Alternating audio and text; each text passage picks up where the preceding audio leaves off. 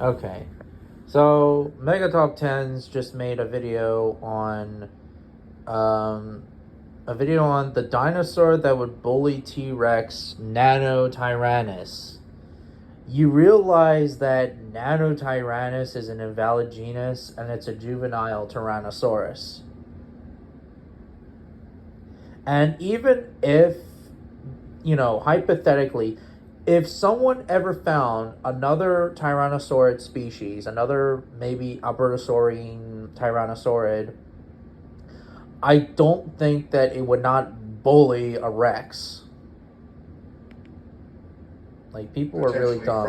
I'm sorry, I have to go back in the beginning to hear this bullshit response because, yeah. What if I revealed to you that the T-Rex wasn't the unchallenged king we believed? That in fact, it often had to hide like a coward and was frequently bested and taken down by a more dominant apex predator. No. Introducing nannotyrannus. It doesn't work like that. How could a 8 to 10 ton animal hide from a 1.5 ton predator? It makes no logical sense. Dumbass. Isn't a mere fantasy face-off.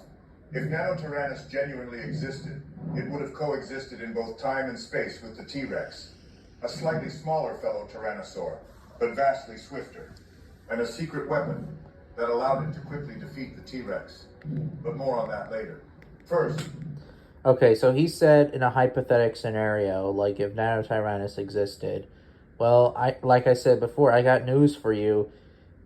If nannotyrannus still existed, it would still run away from a Tyrannosaurus Rex. And even a juvenile Tyrannosaur would not risk attacking an adult. Let's paint the picture of our late Cretaceous landscape. Forests, vast plains, and meandering rivers set the scene for one of the most exciting periods in Earth's history. Now, imagine the iconic T-Rex, not as the fast-running apex predator from movies, but as a slow-moving behemoth. Recent studies, though debated, suggest that the T-Rex might not have been the speedy hunter we once believed.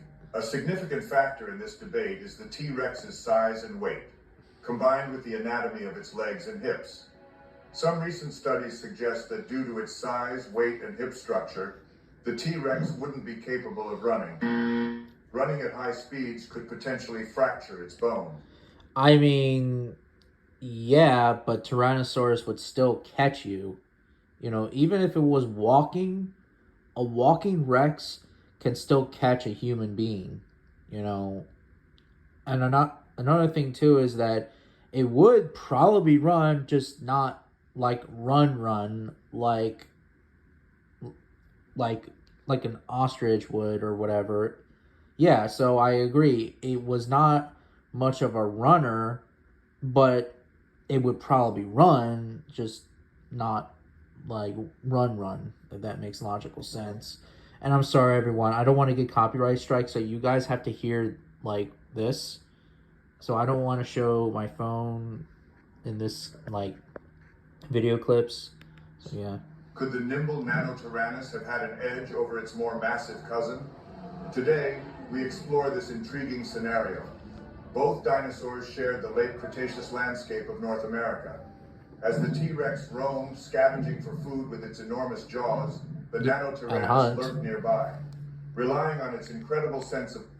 And again, with the whole scavenging thing, a large apex predator like Tyrannosaurus would hunt occasionally. Like, it would hunt a Triceratops, an Edmontosaurus, Anectons, or an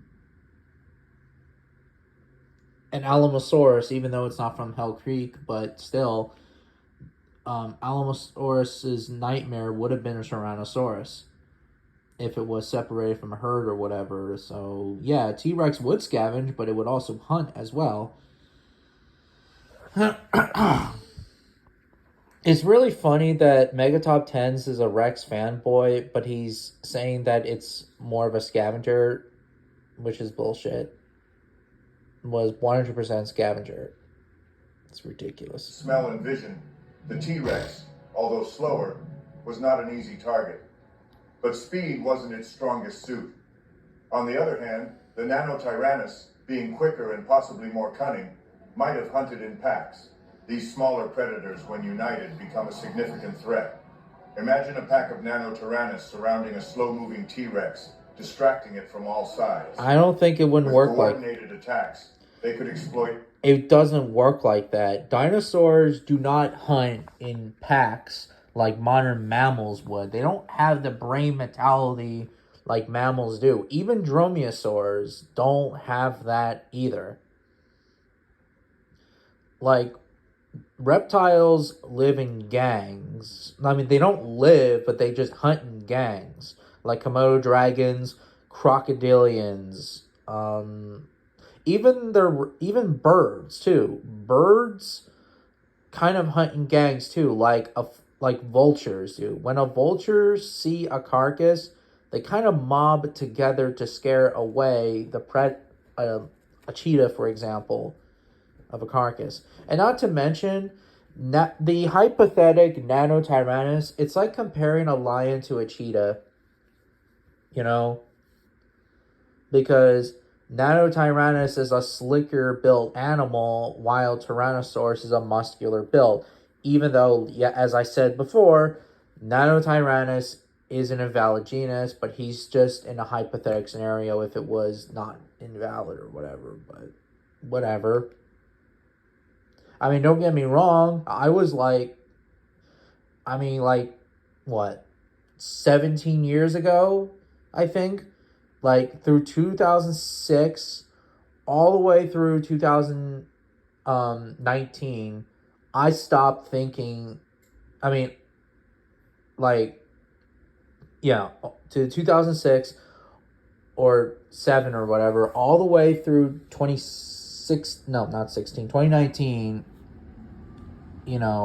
I thought that it was a species of its own, but it is not a species of its own. It is a juvenile Tyrannosaurus.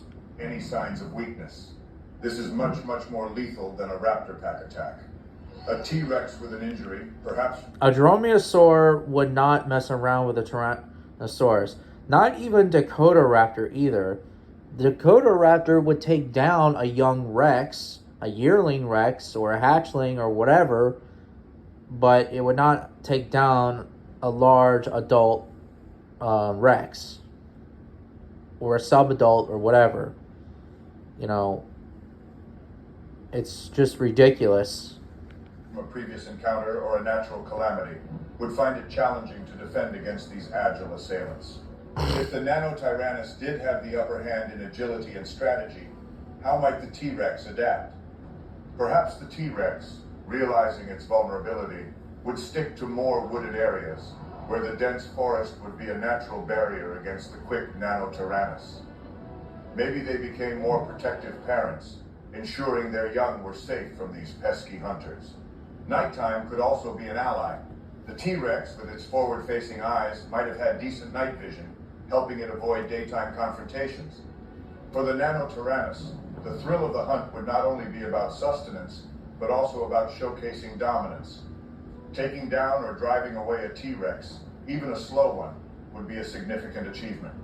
It would not. The late Cretaceous was a time of change, challenges, and opportunity. It would definitely not. It would not, it would be a hard time, and not to mention, it would not even risk attacking a Tyrannosaurus Rex.